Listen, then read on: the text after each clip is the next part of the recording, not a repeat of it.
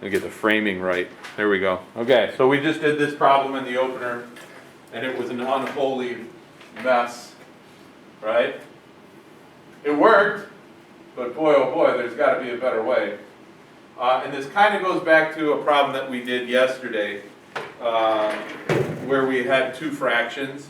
And we said, if you want to show that this is the same as this, at the very least, make sure they have the same denominator.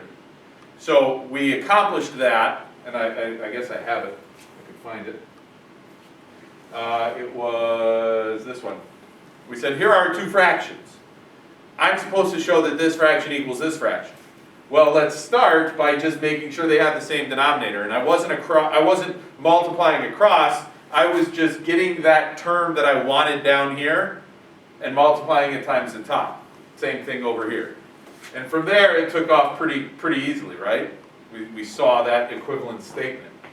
Now, when you look at this problem, that's not a fraction until it is.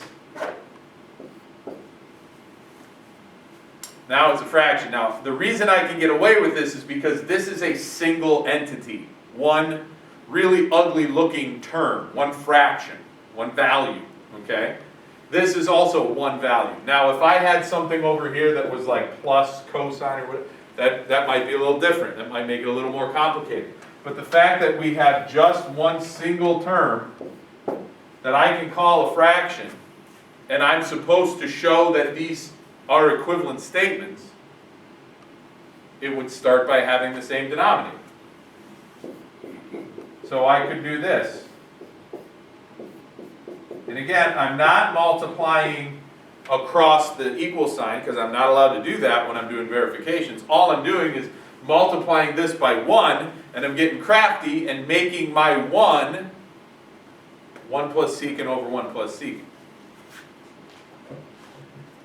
Now when I do this,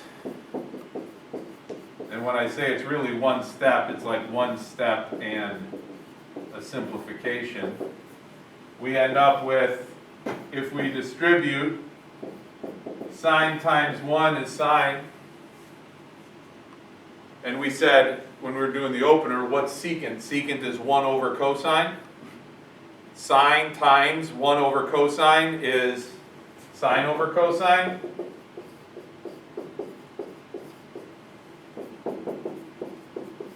And what's sine over cosine? Tangent. Boop, boop. Right?